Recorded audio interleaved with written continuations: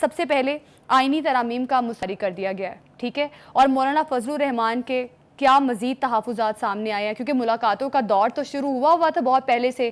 کل بھی ہم نے دیکھا بلاول بھٹو زرداری نے ملاقات کی، آج بھی بڑی اہم ملاقات ہوئی عارف الوی سے. کس طرف جا رہی ہیں چیزیں؟ خیال یہ تھا کہ جب وہ اجلاس ملتوی ہو گیا، جب ملاقاتیں جو ہیں they came to a halt، کہ اب یہ قصیہ کچھ دنوں کے لیے شاید ختم ہو گیا ہے. جی لیکن ایسا نہیں ہوا ہے. آپ نے دیکھا کہ ملاقاتیں جو ہیں ان کا سلسلہ ابھی جاری ہے. کل بھی بہت ساری ملاقاتیں ہوئی ہیں جن میں بلاول بھٹو زرداری جو ہیں وہ پرومیننٹ ہے اس لیے کہ وہ زیادہ دیر سے اور زیادہ وقت کے لیے انگیجڈ ہیں مولانا کے ساتھ. دیکھیے گزارش یہ ہے کہ کیا ہوا ہے پس پردہ، کیا محرکات تھے، ہم کوشش کریں گے اس کے اوپر کہ جو ہماری معلومات ہے اس کے مطابق تھوڑا سا اس کے اوپر سے پردہ ہٹائیں. ہم بالکل بہت کچھ ہوا ہے، اس میں کوئی دو رائے نہیں ہے، اور بہت کچھ ہو رہا ہے اور بہت کچھ ابھی ہوگا. So the game is not over yet. اصل میں بات یہ ہے کہ everybody was trying to play smart, but let me tell you Maulana has played smartest. بالکل، جس طرح سے لائم لائٹ میں سب کچھ حلوہ جو حکومت سمجھتی تھی کہ تیار ہے اور بس کل ہم پارلیمنٹ میں جائیں گے، اجلاس ہم نے بلا رکھا ہے، چٹکی بجے گی اور ترامیم پاس ہو جائیں گی، وہ خواب ان کا ادھورا اگر رہ گیا ہے یا شرمندہ تعبیر نہیں ہوا تو اس کا کریڈٹ جو ہے وہ سوائے مولانا کہ آپ کسی اور کو نہیں دے سکتے. دیکھیے میں اس لیے یہ کہہ رہا ہوں کہ اگر فرض کیجئے کہ مولانا مان جاتے ہیں تو پی ٹی آئی تو نہیں روک سکتی نا اس کی پیسج کو، ووٹ تو پورے ہو جاتے ہیں. ظاہر ہے. تو کیا پتہ ہی چلا کہ Maulana is the only hurdle in the way of getting all these amendment passed. ٹھیک ہے جی. بالکل. اچھا مولانا صاحب نے کیوں رکاوٹ بننا جو ہے اس کا فیصلہ کیا، اس کے اوپر بھی میرے خیال سے تھوڑی سی گفتگو ہمیں کرنی چاہیے. پہلی بات تو یہ ہے کہ مولانا صاحب کی اگر سیاست کے اوپر آپ پلٹ کے دیکھیں، پوری ایک نظر دوڑائیں ان کی سیاست پر، تو وہ ہمیشہ اپنے مخالف لوگوں کو اور جتنے بھی پولیٹیکل پارٹیز ہوتی ہیں ان کو انگیج رکھتے ہیں. ہاں he is a great believer of negotiations. بالکل کہ ٹیبل کے اوپر بیٹھے اور سینسٹیو مسئلوں کو حل کر لیں. دوسری بات یہ ہے کہ مولانا اس معاملے میں انڈیپینڈنٹ ہے، ان کو کوئی پریشر نہیں ہے کہ کسی وجہ سے آپ کہیں کہ جس کو ضرور کرنا چاہیے کہ وہ اتفاق کریں اور یہ امینڈمنٹ پاس ہو جائے. مرضی کے مالک ہیں بھائی وہ، he leads a political party of his own. بالکل. غازی صاحب مولانا تو بڑے سمارٹلی پلے کر رہے ہیں، لیکن ہم نے دیکھا جو اتوار کا اجلاس تھا وہ ایسے لگ رہا تھا جیسے حکومت کسی پریشر میں ہے، جس جلد بازی میں اجلاس کو شروع کیا گیا. حکومت کے پاس یہ پریشر تو تھا کہ اتنی بڑی موومنٹ انہوں نے بنائی ٹو امینڈ دا کانسٹیٹیوشن، 2/3 کو بھی مینیج کیا انہوں نے جیسے کیسے بھی کیا، کیونکہ جو ہمیں بتایا گیا تھا وہ یہی تھا کہ ہمارے پاس تو نمبر پورے ہیں. لیکن اس کے باوجود وہ کشتی جو ہے وہ ندیہ کے پار نہ جائے اگر، تو آپ کو پتہ ہے یہ بہت بڑا سیٹ بیک تو ہے. اور سیٹ بیک تو ہوا ہے، کوئی دو رائے نہیں ہے، وہ مانے کوئی یا نہ مانے اس کو، تو سیٹ بیک ہوا ہے. بات ہم کر رہے ہیں مولانا کہ میرے خیال سے ہم اس کو کسی ایک طرف پہلے لے جائیں پھر دوسری طرف آتے ہیں. دوسری بات یہ کہ الٹیمیٹلی مولانا نے پھر پیپلز پارٹی سے بھی اور نون لیگ سے بھی یہ کہہ کے جان چھڑائی کہ بھائی آپ نے تو مجھے مسودہ تک تو دیا نہیں ہے، اور آپ مجھے کہہ رہے ہیں کہ میں آنکھیں بند کر کے اس کے اوپر آپ کو ووٹ دے دوں. کیسے دے دوں؟ تو مسودہ دیں، جو کہ اب ہماری اطلاع یہ ہے کہ وہ مل گیا ہوا ہے انہیں مسودہ.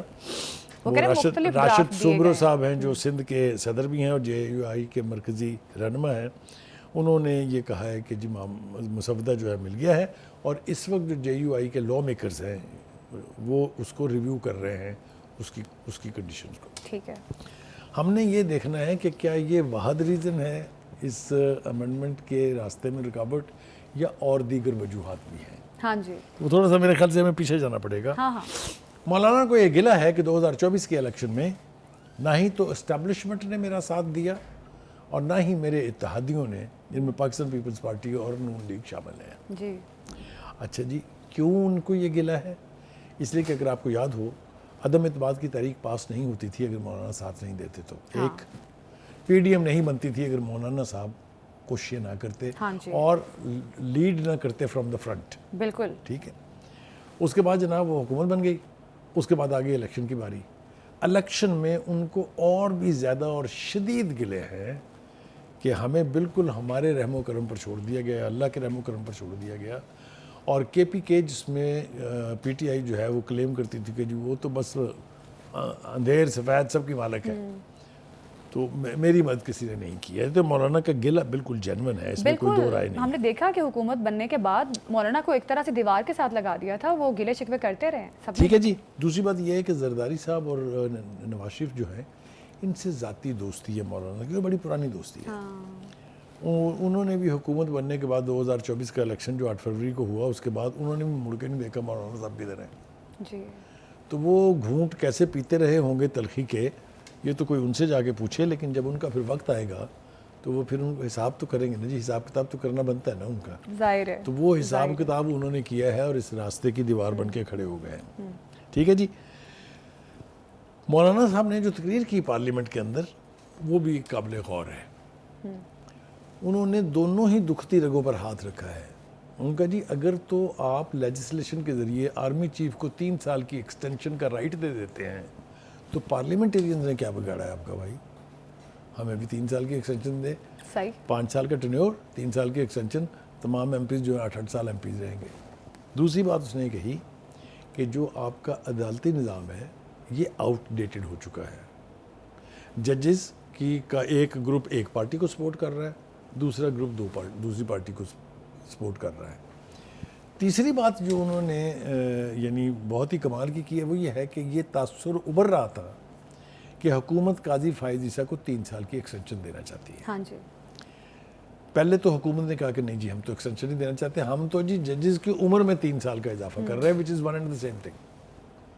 بھائی ان کو 3 سال کا مزید اگر رہنا تھا بائی گیونگ ہم دا ایکسٹینشن, اور وہ اب 3 سال مزید رہ رہے ہیں because of the extension in the age, تو قاضی صاحب تو وہیں کے وہیں رہے نا, تو جج رہے. اینی وے اس کے اوپر بھی ان کی بہت سیریس ریزرویشنز ہیں. ان کا خیال یہ ہے کہ اب وہ ایکسٹینشن والا معاملہ تو گیا ہے ہوا میں, کیونکہ جو اب یہ مسودہ آیا ہے ان کے پاس, اس کے اندر اس 3 سال کی ایکسٹینشن کا کوئی ذکر نہیں ہے. کچھ لوگوں کا خیال یہ ہے, میں نام نہیں لینا چاہتا, کچھ پولیٹیکل سرکل کہہ لیجئے, ان کا خیال یہ ہے کہ مولانا صاحب کے دل میں کہیں نہ کہیں یہ خواہش بھی ہے کہ جو اسٹیبلشمنٹ کے لوگ ہیں وہ باقی سب کے ساتھ تو بات چیت کر رہے ہیں, میری طرف آئی نہیں رہے. اچھا. تو وہ جب میری طرف آئیں گے, ان کے ساتھ بھی تعلقات ہمیشہ مولانا کے بہت اچھے رہے ہیں, تو پھر میں دیکھوں گا ممکن ہے مان ہی جائے. تو یہ ایک پاسبلٹی بھی ہے. جو last but not the least جو مجھے لگتا ہے کہ اب یہ جو پیکج بنائی تھی اصلاحات یعنی امینڈمنٹس کی, یہ ایز اے ہول تو ایک ساتھ پاس نہیں ہونے جا رہی. یہ تو میں آپ سمجھ لیں کہ میں فتویٰ جاری کر رہا ہوں. اچھا ٹھیک ہے. ٹھیک ہے. لگتا یہ ہے کہ اب اس کو پیس میل کر لیا جائے گا. دیکھیں نا حکومت کا رویہ کیا ہے, وہ یہ کہہ رہے ہیں اچھا جی نہیں پاس ہوندی گو ٹو ہیل سانو کی. بالکل. ہم نے دیکھا نا کہ خواجہ آصف نے بھی یہی کہا. ہاں انہوں نے کہا کہ پی ٹی آئی بھی متفق ہے. متفق ہونے کے باوجود اگر نہیں آ رہے آن بورڈ تو ٹھیک ہے جی, پھر سانو بھی کوئی جلدی نہیں ہے. عرفان صدیقی نے بھی یہی کہا, خواجہ آصف نے بھی یہی کہا, اور اعظم نذیر تارڑ نے بھی یہی کہا. بالکل. So government is taking a stance کہ اوکے جی if you are not interested fine, سانو بھی کوئی فرق نہیں ہاں پڑتا. حالات کو دیکھ کر میرا خیال ہے گورنمنٹ نے بھی اپنا ایک اسٹانس بنا لیا ہے کہ ٹھیک ہے اگر نہیں ہوتا تو ٹھیک ہے کوئی بات نہیں. تو یہ اس کا مطلب یہ ہوا کہ ایسے اشارے مل رہے ہیں کہ اب یہ چیزیں پیس میل میں شاید طے ہو جائیں, یعنی ایک ساتھ 56 امینڈمنٹس لانے کی بجائے کچھ 4-5 ایک دفعہ ہو جائیں, 3-4 ایک دفعہ ہو جائیں. مجھے لگتا ہے کہ یہ اس طرح کا پروسیس ہوگا اور یہ الٹیمیٹلی معاملہ حل ہو جائے گا, کیونکہ اس میں دوری صرف مولانا کے راضی ہو جانے کی ہے. جیسا میں نے آپ کو بتایا کہ نمبر گیم میں اگر مولانا کے ووٹ شامل ہو جاتے ہیں تو government is in a safe position. کیا لگتا ہے آپ کو مولانا مانیں گے؟ دیکھیے جی روایت مولانا کی یہ ہے کہ وہ کڑا سٹانس لیتے ہیں, لیکن پھر الٹیمیٹلی اچھے بچے کی طرح سے کیونکہ الیکشن کے بعد جو کچھ ہوا ہے, ٹھیک ہے, اس کے بعد میں نے کہا نا کہ وہ بٹرنس کا بدلہ لے لیا نا انہوں نے, ایسا ویسا بدلہ لیا. آپ ذرا سوچیں نا, حکومت جس چیز کو گرانٹیڈ سمجھ کے بیٹھی ہوئی تھی اس کی ساری تلچھٹ کر دی انہوں نے, ساری پلاننگ اس کی, سارا جو انہوں نے اہتمام کیا. تو یہ ڈرافٹ والا جو انہوں نے کہا ہے کہ مجھے مسودہ نہیں دکھایا, ڈرافٹ نہیں دکھایا, یہ تو ایک بہانہ لگ رہا ہے, ایسے پاسبل نہیں ہے. مطلب اب وہ اپنے دوست, میں نے کہا نا آپ دوستی تو تھی نا, تو اب کیسے انہیں منع کرے, یہ تو نہیں کہہ سکتے بھج جاؤ تو دوڑ جاؤ, میں نہیں بات کرتا.